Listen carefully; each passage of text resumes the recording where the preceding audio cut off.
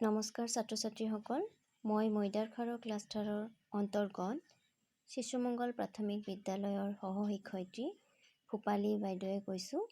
মই আজি তোমালোকক প্ৰথম শ্ৰেণীৰ নতুন গণিত কিতাপখনৰ প্ৰথম পাঠটো বুজাই দিম। প্ৰথম পাঠটোৰ নাম হৈছে প্ৰাক গাণিতিক ধাৰণা। ইয়াতে কিছুমান ধাৰণা দিছে, তোমালোকে যাতে ভালদৰে ছবিৰ জৰিয়তে বুজিব পাৰা। প্ৰথম ধাৰণাটো দিছে যে ভিতৰ আৰু বাহিৰ।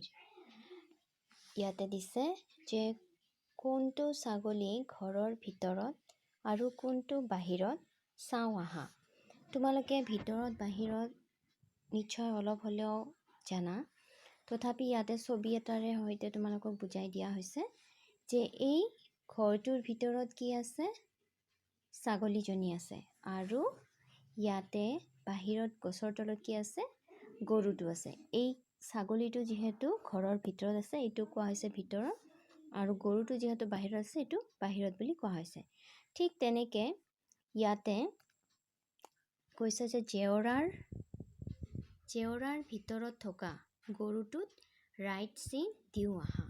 জেওৰা মানে তোমালোকক বেৰা বুলি কৈছে ইয়াতে, যে জেওৰাৰ ভিতৰত থকা গৰুটোত ৰাইট চিন দিব কৈছে। তোমালোকে দেখিবই পাৰিছা যে এই গৰুটো বাহিৰত আছে আৰু এই দূৰৰ গৰুটো জেওৰাৰ ভিতৰত আছে। গতিকে আমি ক'ত ৰাইট চিন দিব লাগিব? এই জেওৰাৰ ভিতৰত থকা গৰুটোত এটা ৰাইট চিন দি দিবা তোমালোকে।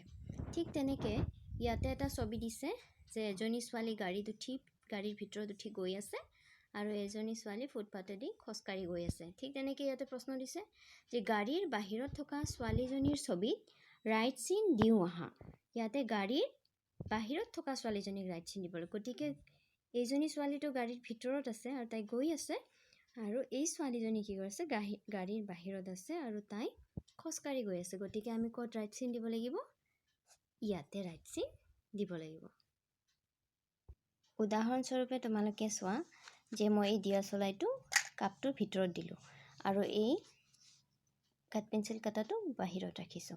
এতিয়া তোমালোকে কি ক'বা যে দিয়াচলাইটো ক'ত আছে? কাপটোৰ ভিতৰত আছে। আৰু এই যে কাঠ পেঞ্চিল কাটাটো ক'ত আছে? কাপৰ ভিতৰত আছে নেকি? নাই, যিহেতু এইটো বাহিৰত আছে। এইটো কি ক'বা? এইটো বাহিৰত আছে আৰু দিয়াচলাইটো ভিতৰত আছে। এনেকৈ বাহিৰ আৰু ভিতৰ বুজোৱা হয়।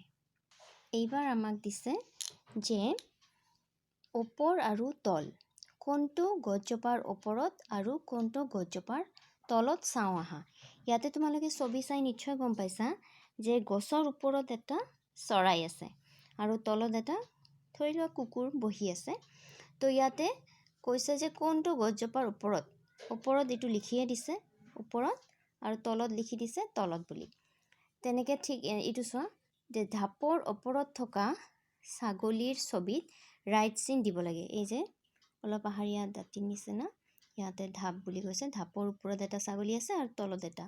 ঢাপৰ ওপৰত থকা ছাগলীজনীৰ ছবিত ৰাইট চিন। ওপৰত কোনটো ছাগলী আছে আমাৰ? তেনেহ'লে এইটো আছে ওপৰত, এইটো তলত। গতিকে আমাক ৰাইট চিন দিব কৈছে ওপৰতটোত। গতিকে আমি এই ছাগলীটোৰ ওপৰত এটা ৰাইট চিন দি দিম। মই দিয়াৰ দৰে তোমালোকেও নিজৰ নিজৰ কিতাপত দি ল'বা। তাৰপিছতটো দিছে যে গঁৰাল, এইটো মুৰ্গী থকা কুকুৰা থকা গঁৰাল। তো গঁৰালৰ তলত থকা কুকুৰাৰ ছবিত ৰাইট চিন দিওঁ আহা। ঠিক তেনেকৈ ইয়াতে কৈছে যে গঁৰালৰ ওপৰত এটা কুকুৰা আছে আৰু তলত এটা কুকুৰা বহি আছে।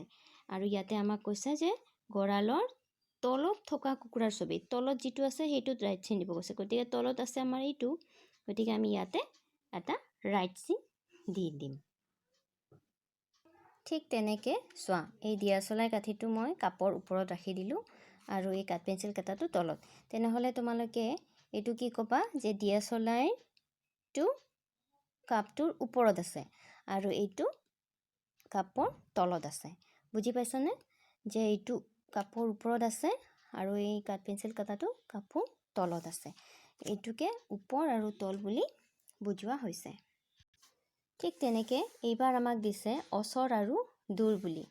ইয়াতে কি দিছে যে মৌবাহটোৰ পৰা কোনটো মৌমাখি ওচৰত আৰু কোনটো দূৰত চাওঁ আহা।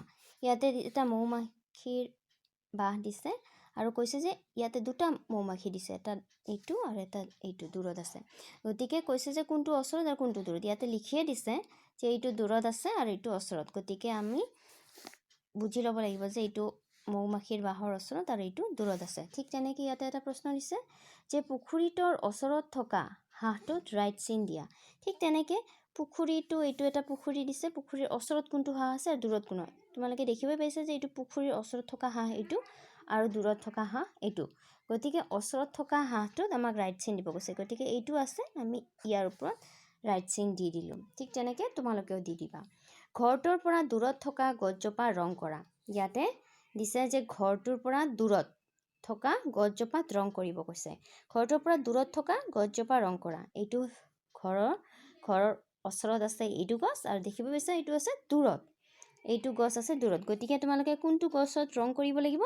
এইটো গছত তোমালোকে ৰং কৰিবা। আৰু এইটো তোমালোকৰ গৃহ কাৰ্য হিচাপে তোমালোকক দিছোঁ। তোমালোকে এইটো ধুনীয়াকৈ সেউজীয়া ৰং কৰি ল'বা নিজৰ নিজৰ কিতাপত। ইয়াতে তোমালোকে চোৱা যে কাঠ পেঞ্চিল কাটাটো মোৰ পৰা দূৰত আছে আৰু এই কালাৰ পেঞ্চিলটো, ৰং পেঞ্চিলটো মোৰ ওচৰত আছে। তেনেহ'লে বুজি পাইছানে? সেইটো দূৰত আছে আৰু এইটো ওচৰত আছে। এইটোৰে সাম্যক ধাৰণা তোমালোকক তাতে দিয়া হৈছে। এইবাৰ দিছে আমাক ডাঙৰ আৰু সৰু বিচাৰ কৰিবলৈ। কোনটো ডাঙৰ কোনটো সৰু চাওঁ আহা। তোমালোকে দেখিয়ে গম পাইছা যে এই হাতীটো হৈছে ডাঙৰ আৰু এই নিগনিটো হৈছে সৰু। ঠিক তেনেকৈ ডাঙৰ প্ৰাণীটোত ৰাইট চিন দিব কৈছে। ইয়াতে কুকুৰটো ডাঙৰ দেখাই পাই আছে আৰু শহাপহু যিহেতু সৰু, গতিকে আমাক কোনটোত কৈছে? ডাঙৰ প্ৰাণীটোত ৰাইট চিন দিব কৈছে। গতিকে মই কুকুৰটোত ৰাইট চিন দি দিলোঁ। আৰু ইয়াতে দিছে সৰু ফলটোত ৰাইট চিন দিওঁ আহা। সৰু ফল কোনটো?